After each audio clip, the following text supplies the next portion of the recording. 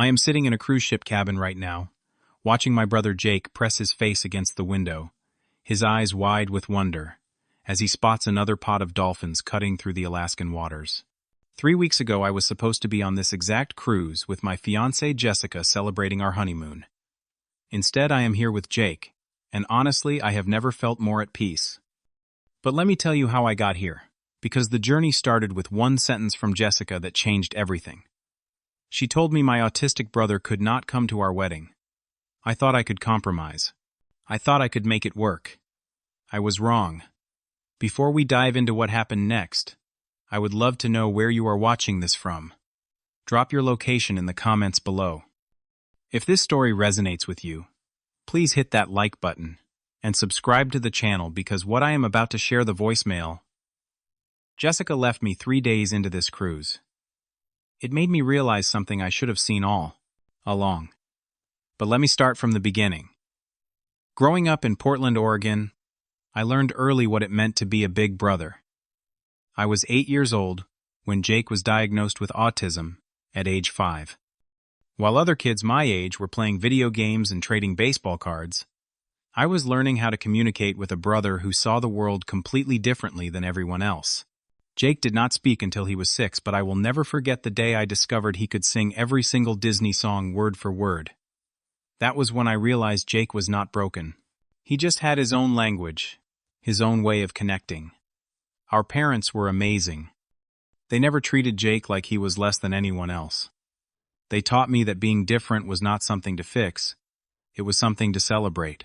I became the person who taught Jake how to brush his teeth, how to tie his shoes, how to read his first book. We developed our own rhythm, our own understanding. By the time Jake was a teenager, he was more independent than most people realized.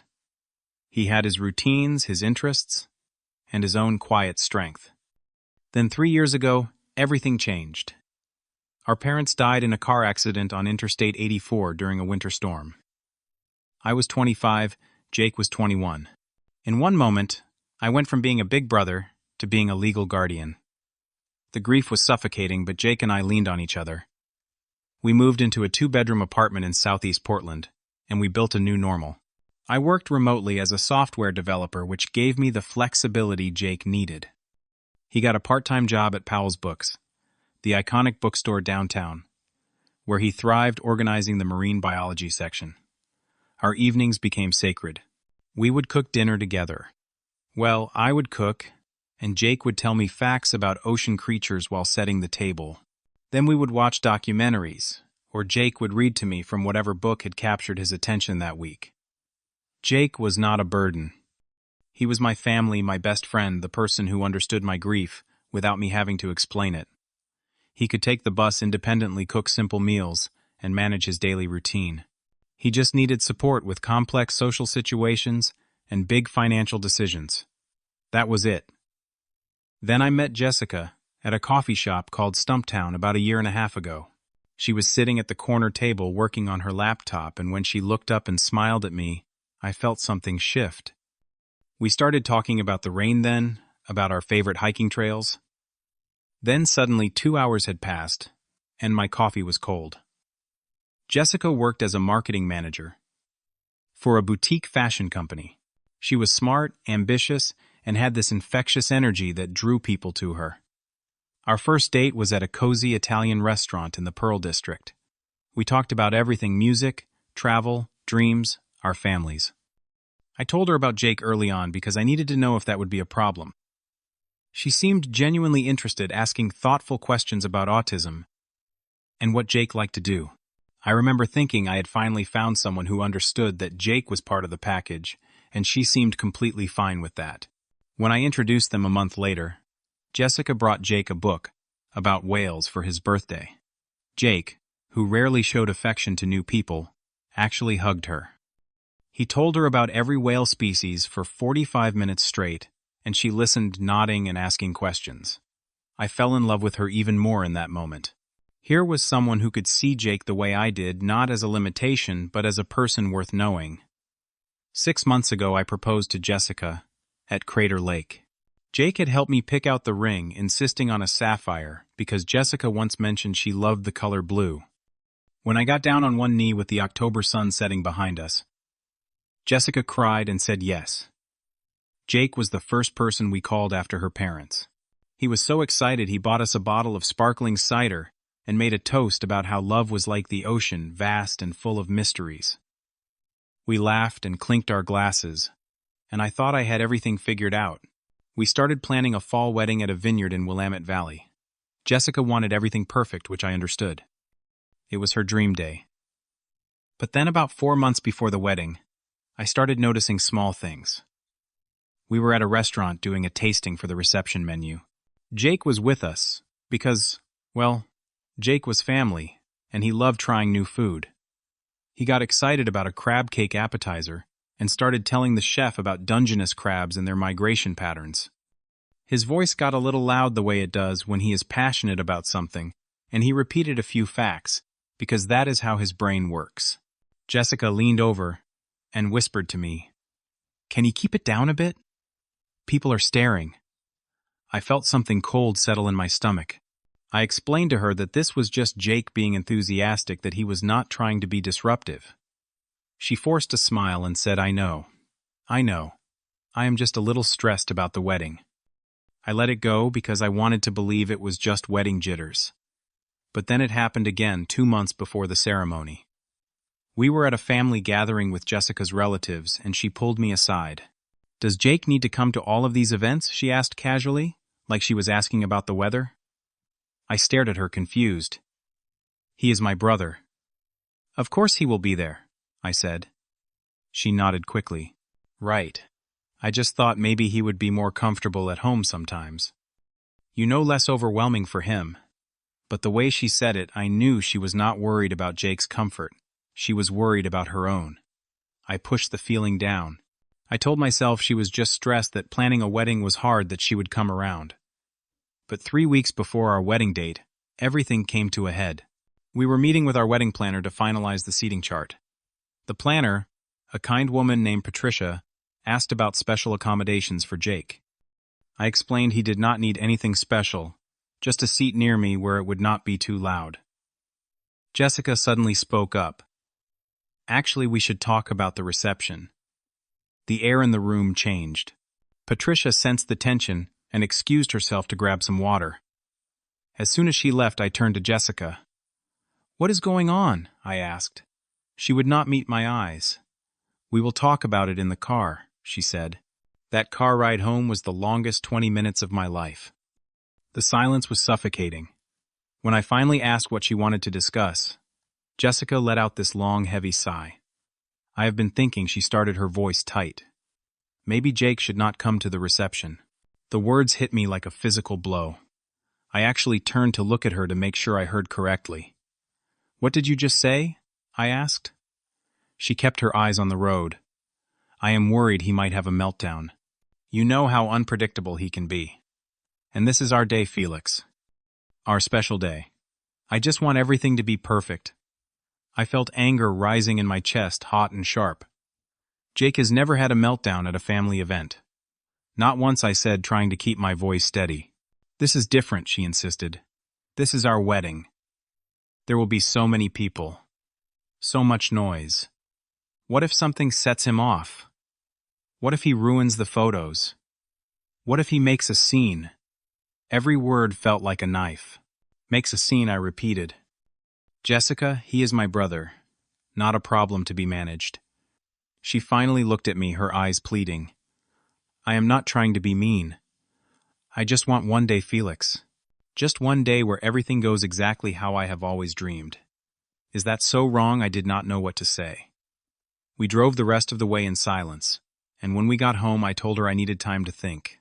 But I already knew something fundamental had broken between us. She had asked me to choose, even if she would not admit it. The next week was torture. Jessica stopped coming over to the apartment. Instead, she would text me to meet her at coffee shops or restaurants, anywhere but home. Anywhere she would not have to see Jake. And Jake noticed.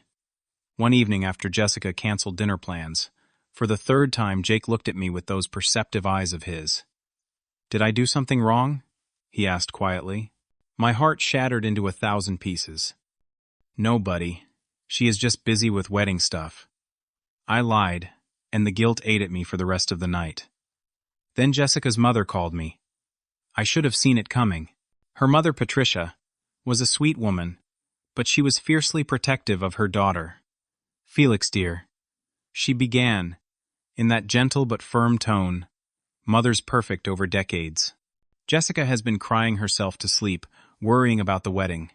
She is so stressed about your brother." I gripped my phone tighter. "Jake is not something to be stressed about," I said evenly. Patricia sighed. "I understand you love your brother, but maybe it would be best if he just came to the ceremony and skipped the reception. That way, everyone is happy." "Everyone except Jake," I thought bitterly. "Jake is my family." I said, my voice harder than I intended. "He will be there for everything. Or I will not be there at all." There was a pause. "Think about Jessica's feelings, Felix. This is her special day, too. She has been planning this since she was a little girl." I wanted to scream. Instead, I said, "And Jake has been my brother his whole life," and hung up before I said something I would regret. That same week, Jake did something that broke me completely. He used his savings from working at Powell's to buy us a wedding gift. He brought it home one evening, barely able to contain his excitement. It was a hand-painted canvas of two humpback whales swimming together, their tails forming a heart shape. "I commissioned it from an artist at the Saturday market," Jake explained, beaming. "Whales mate for life, and they always protect their family. Just like you and Jessica will." He looked so proud, so genuinely happy for me. I held that painting and felt like the worst person alive, because I knew Jessica did not want him at our wedding.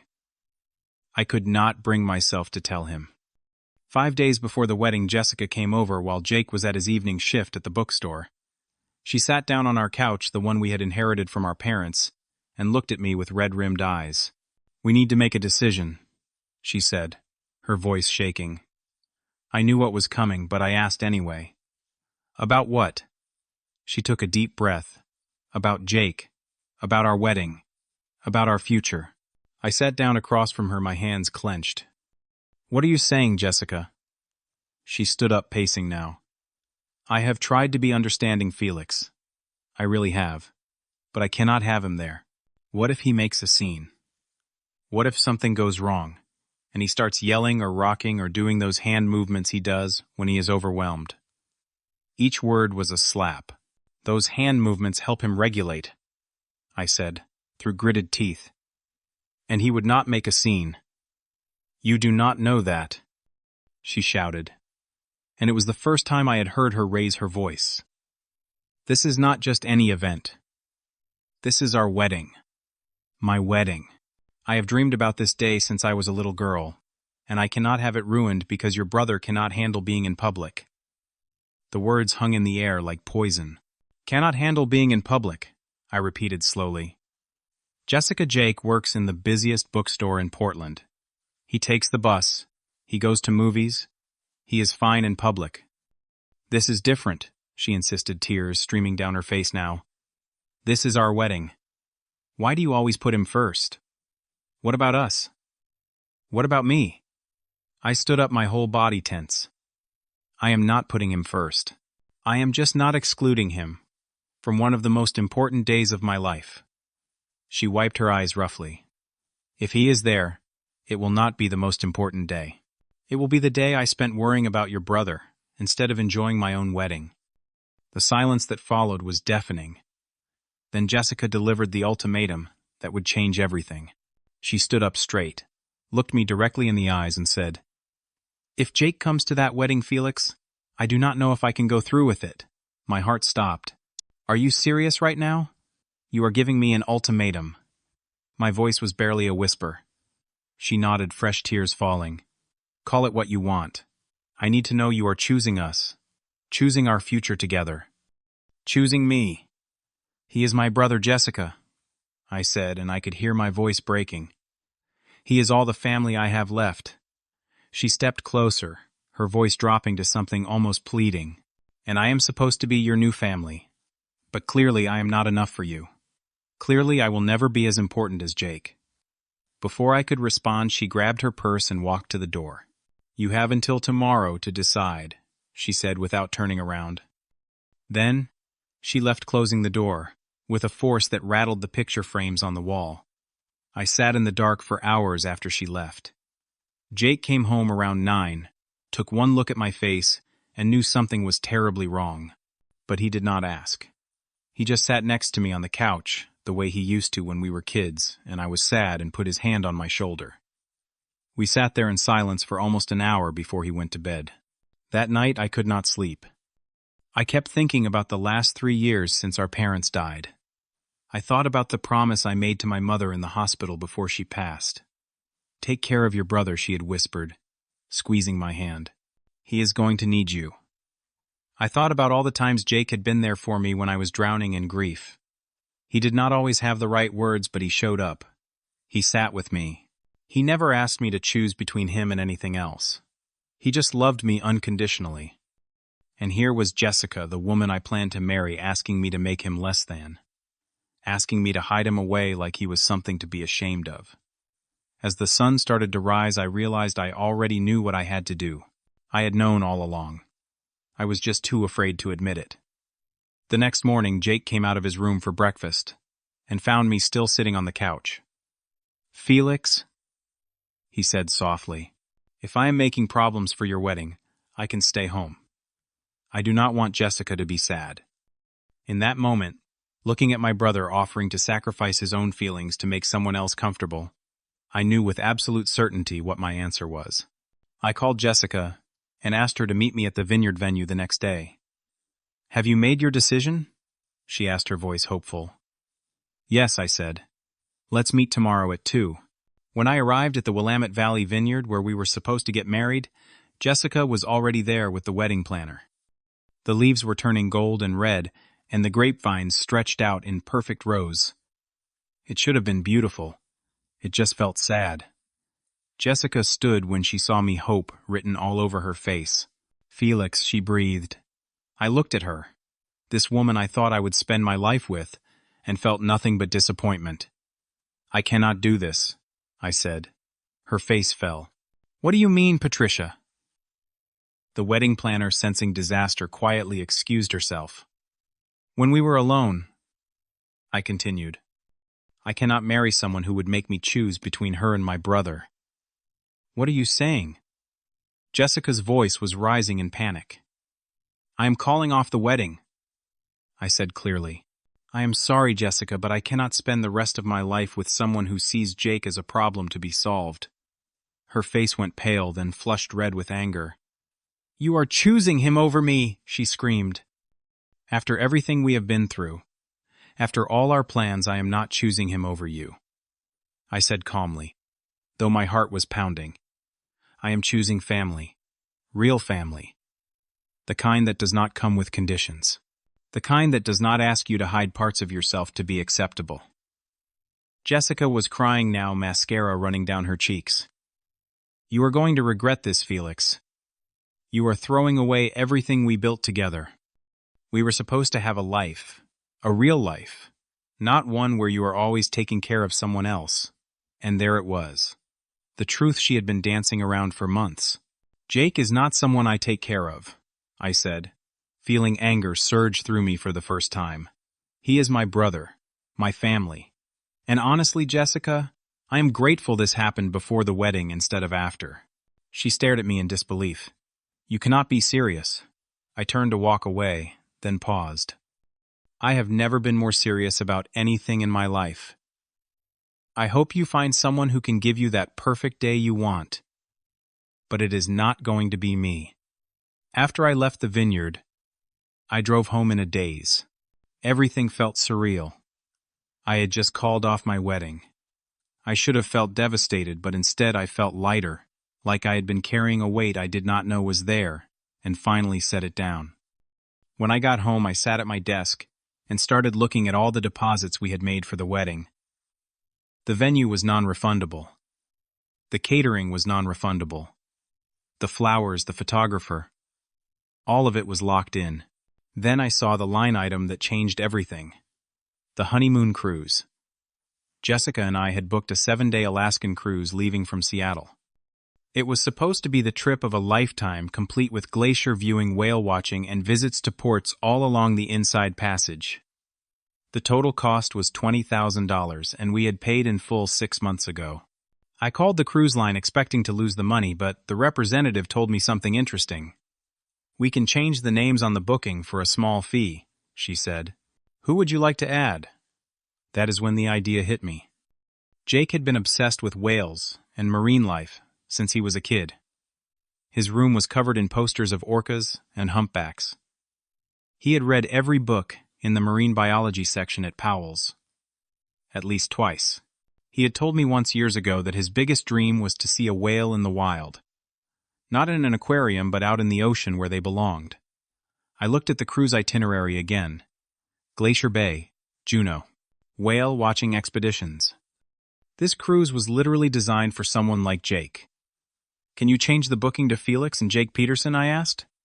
"Absolutely," the representative said cheerfully. "You are all set for departure next week." I hung up and sat there for a moment, letting it sink in. Then I walked into the living room where Jake was reading a book about dolphin communication. "Hey, buddy," I said, sitting down next to him. "How would you like to see some real whales?" Jake looked up from his book, confused. "What do you mean?" I could not help but smile.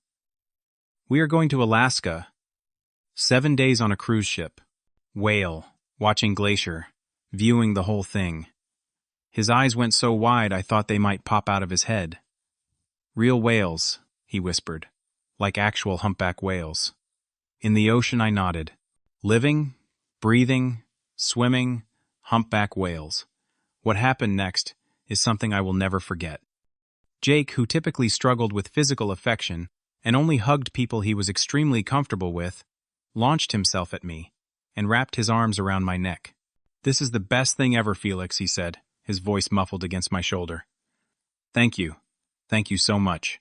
I hugged him back, and for the first time since my parents died, I felt like I was doing exactly what I was supposed to be doing. The next week flew by in a blur of packing and preparation. Jake made lists of all the whale species we might see. He researched the ports we would visit. He packed his binoculars, his camera, and approximately 7 books about marine mammals. The morning we drove to Seattle to board the ship, Jake barely slept. He was too excited. When we pulled up to the port and saw the massive cruise ship towering above us, Jake actually gasped. "Felix, look at it. It is huge." We boarded with hundreds of other passengers, made our way through the crowds to find our cabin. I had upgraded us to a room with a balcony, figuring Jake would want to spend as much time as possible watching the water. When he saw the sliding glass door leading to our private balcony overlooking the ocean, he made a sound I had never heard before. Somewhere between a laugh and a squeal of pure joy. He immediately went outside and stood at the railing watching the water below. I joined him, and we stood there together as the ship's horn blew, and we began pulling away from Seattle. Jake did not say anything for a long time. He just watched the water, watched the seagulls following the ship, watched the Seattle skyline grow smaller behind us. Finally, he turned to me. "I know why you are really here with me instead of Jessica," he said quietly. My stomach dropped. "What do you mean? I heard you fighting that night," he admitted, still looking at the water. "She said I could not come to the wedding. I felt sick." "Jake, I am so sorry you heard that." He shook his head. "You canceled the wedding because of me, did you not?" I was about to deny it to protect him from the truth, but then I realized he deserved honesty. "I canceled it because she was not the right person," I said carefully. "The right person would not ask me to choose." Jake was quiet for a moment.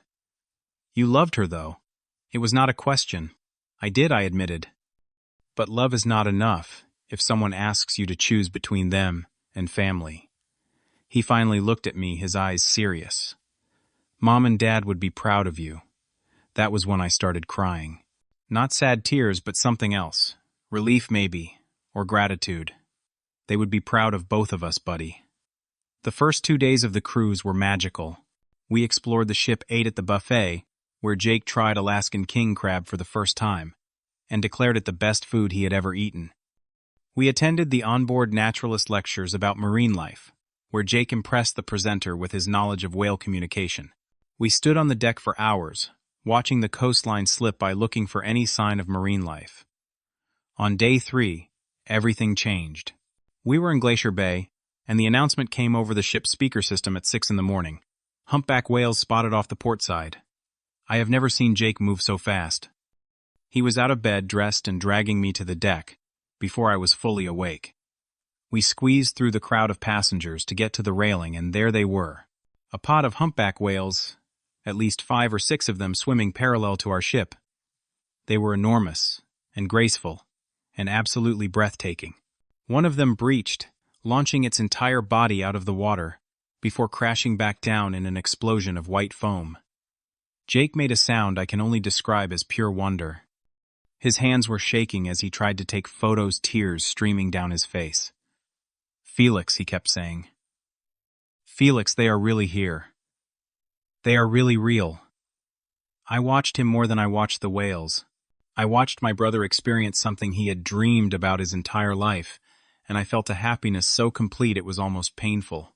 We stayed on that deck for 2 hours long after most of the other passengers had gone back inside. The whales stayed with us, surfacing and diving their blowholes, creating rainbows in the morning Sunday. Jake filled his notebook with observations, took hundreds of photos, and kept repeating facts about humpback migration patterns and feeding behaviors to anyone who would listen. An older couple next to us smiled and told me how lucky I was to have such an enthusiastic brother. That evening we sat on our balcony watching the sunset over the glaciers. Jake was scrolling through his photos, still buzzing with excitement. Then he said something that surprised me. "Felix, can I ask you something?" I looked over at him. "Anything, buddy?" He put down his camera. "Are you sad about Jessica?" I considered lying, but we had already crossed the threshold of honesty. Sometimes I admitted, "I am sad about what I thought we had, but I am not sad about the choice I made." He nodded slowly. "I do not understand why she did not want me there. I would have been quiet. I would have stayed in the corner." My heart broke all over again. "It was not about you being quiet, Jake. It was about her not accepting you exactly as you are. And that is on her, not you." He thought about that for a while. "Do you think you will find someone else?" he asked. "Someone who likes both of us?" I smiled. "Maybe someday.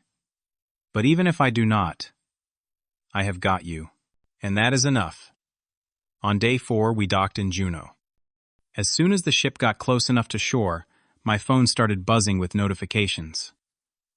7 missed calls from Jessica. 5 text messages. 3 voicemails. My stomach clenched. Jake was inside the cabin getting ready for our shore excursion. I stood on the balcony, and against my better judgment listened to the voicemails. The first one was angry, her voice shaking with fury. "Felix, I cannot believe you actually went on that cruise with him. Do you have any idea what people are saying about us? My mother cannot even show her face at the country club. You have embarrassed me in front of everyone I know. Everyone is asking what happened, and I have to tell them you chose your autistic brother over me. Do you know how that makes me look?" I felt nothing. Not anger, not sadness, just a hollow emptiness. I skipped to the second voicemail. This one was more of the same blame and accusations. "This is all your fault. If you had just been reasonable, if you had just thought about my feelings for once, we would be married right now. But no, you had to choose Jake. You always choose Jake. Well, I hope you are happy with your decision, Felix. I hope it was worth throwing away everything we built together." I almost deleted the third voicemail without listening. But something made me press play. And this one changed everything. Jessica's voice was completely different. Soft, almost sweet. "Felix, I am so sorry. I did not mean those things I said. I have been so stressed and I just lashed out. I have been talking to my therapist, and she thinks maybe I was just overwhelmed by the wedding planning. We can work this out, right? I miss you so much. Maybe when you get back we can sit down and really talk about this." I felt a flicker of something. Not hope exactly, but curiosity. Maybe she really did understand. Maybe she had realized what she was asking was wrong. Then she said the words that made everything crystal clear. "I have even been looking into programs for Jake. You know, residential facilities where he could live with people like him. Professional care, social activities with others on the spectrum. That way we could have our own life together, just the two of us.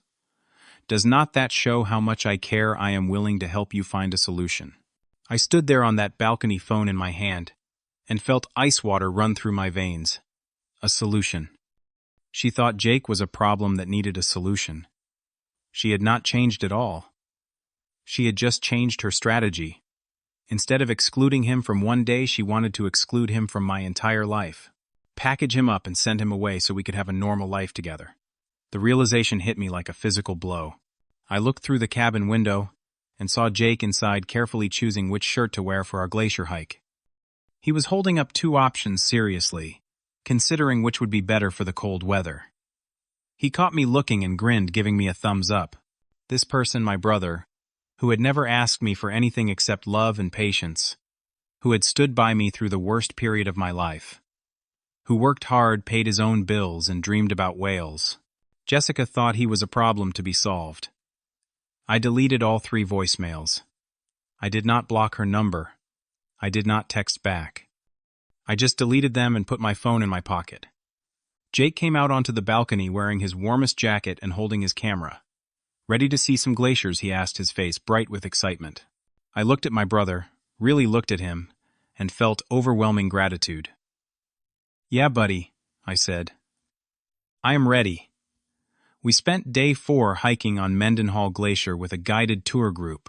Jake was meticulous about every step, carefully placing his feet where the guide indicated. We took photos with the massive wall of blue ice behind us.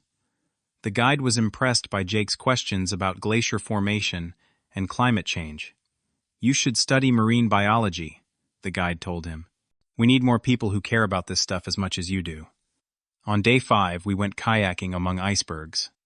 Jake was nervous at first, worried about tipping over, but once he got the rhythm, he was unstoppable. He paddled up close to the smaller ice chunks, examining their patterns, talking about how ancient the ice was. Other kayakers in our group started following Jake, listening to his impromptu lecture about glacial ice and its role in the ocean ecosystem. Our guide later told me it was one of the best tours she had ever led because Jake's enthusiasm was contagious. Day 6 was our last full day before heading back to Seattle. We spent the morning on the deck, watching the coastline of British Columbia slide past. Jake had finished 3 of his 7 books and started a new notebook full of sketches and observations. That evening we had dinner at one of the ship's nicer restaurants. Jake ordered salmon and told me about how salmon migration patterns were changing due to warming waters. A couple at the next table leaned over and told me how wonderful it was to see siblings who clearly enjoyed each other's company. On our final night, we stood on our balcony watching the northern lights dance across the sky. Neither of us said anything for a long time.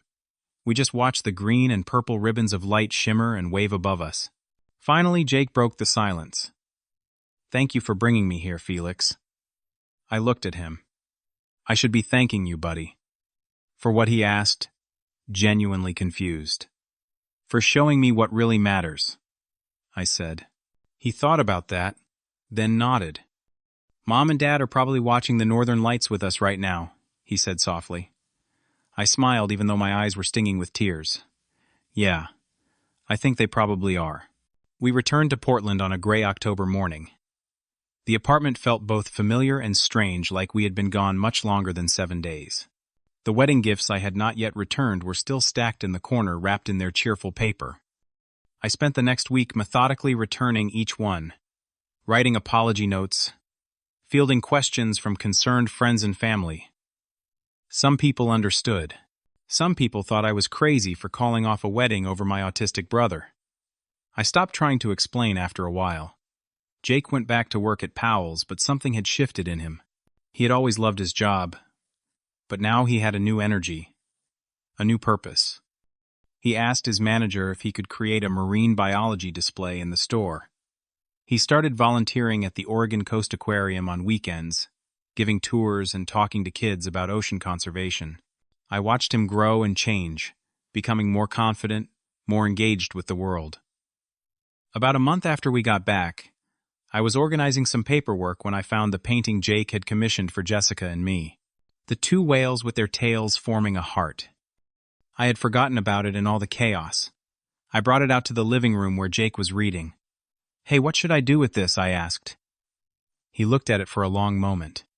"Keep it," he said finally, "because it is still true. Family protects family. That is what you did." So I hung it above our couch, where it still hangs today. 6 months after the canceled wedding, a mutual friend told me Jessica had gotten engaged to someone else, a lawyer she met through work. They were planning a small, intimate ceremony. I felt nothing but relief, and a strange sense of gratitude that I had dodged what would have been the biggest mistake of my life. Jake asked me if I was sad about it. I told him honestly that I was not. "Good," he said. "Because she did not deserve you anyway." Life settled into a new rhythm.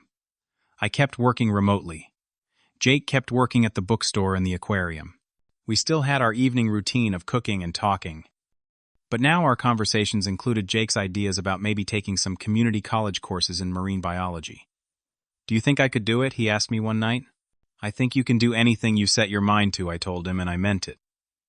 8 months after the cruise, Jake got accepted into a marine biology program at Portland Community College. He was terrified and excited in equal measure. I helped him register for classes, figure out his schedule, navigate the campus. His first day, he came home and talked for 2 hours straight about his oceanography professor and the lab equipment and the other students in his class. Watching him find his passion, find his place, was better than any wedding could have been. People ask me sometimes if I regret calling off the wedding. If I ever wonder what life would have been like if I had just given in, if I had asked Jake to skip the reception, or found some compromise, the answer is simple. No. Not for a single second. Because that cruise showed me something I already knew, but had forgotten in the chaos of wedding planning and trying to make everyone happy. Jake was not a burden, or a problem, or something to be managed. He was my brother, my family, the person who knew me better than anyone. And anyone who could not see that, who could not love him the way he deserved to be loved, did not deserve to be part of our family. The $20,000 I spent on that cruise was the best investment I ever made. It was not just about seeing whales or glaciers, although those were incredible. It was about choosing what mattered. It was about refusing to compromise on the people who had been there for me when it counted. It was about learning that sometimes the right choice is the hardest one. Jake is sitting across from me right now, as I finish telling this story. He is 25 now, in his second year of college, working part-time at both the bookstore and the aquarium. He has friends in his program, people who share his passion for marine conservation. He is planning a research trip to Baja California next summer to study gray whale migration. He is living a full, rich, meaningful life, and I get to be part of it. He looked up just now and asked what I was writing about. When I told him, he smiled. "You should tell people about the voicemail," he said. "The one where she wanted to send me away." I asked him how he knew about that. "I saw your face that morning in Juneau," he explained. "I knew she said something bad. You looked like you wanted to throw your phone in the ocean." He was right. I had wanted to throw the phone in the ocean. "Are you okay that I am sharing this?" I asked him. He thought about it, serious as always. Yes, he decided. Because maybe someone else needs to hear that they do not have to choose. That they can find people who will love all of them, not just the convenient parts. I could not have said it better myself. So here is what I learned from canceling my wedding and taking my autistic brother on a $20,000 honeymoon cruise. I learned that real love does not ask you to make impossible choices. I learned that family is not about blood. It is about who shows up when everything falls apart. I learned that the right person will never make you feel like you have to hide or minimize or apologize for the people you love. And I learned that sometimes the moments that feel like endings are actually beginnings. Jake just asked me to remind people about something. He wants you to know that autistic people are not tragedies or burdens or inspiration porn. They are just people. People with dreams and passions, and the same need for love and acceptance as anyone else. He says if someone in your life is asking you to choose between them and a family member with special needs, you are not losing a partner. You are losing someone who was never going to be a real partner in the first place. I want to hear from you. Have you ever had to make an impossible choice between someone you loved and your family? How did you handle it? Drop your thoughts in the comments below, and please hit that like button if this story resonated with you. Subscribe to the channel because I am going to keep sharing real stories about real choices. Share this with someone who might need to hear that it is okay to put family first. And remember, the right person will never ask you to choose. Thank you for listening to my story. I hope wherever you are, whoever you are surrounded by people who love all of you, not just the easy parts. Jake wants to add one more thing. He says, someday I will find someone who loves both of us, who wants to be part of our family instead of asking us to break it apart. And you know what, I think he is right. Until then, we have got each other. We have got our memories of humpback whales and northern lights, and we have got a life we built together that does not require anyone's approval. And that is more than enough.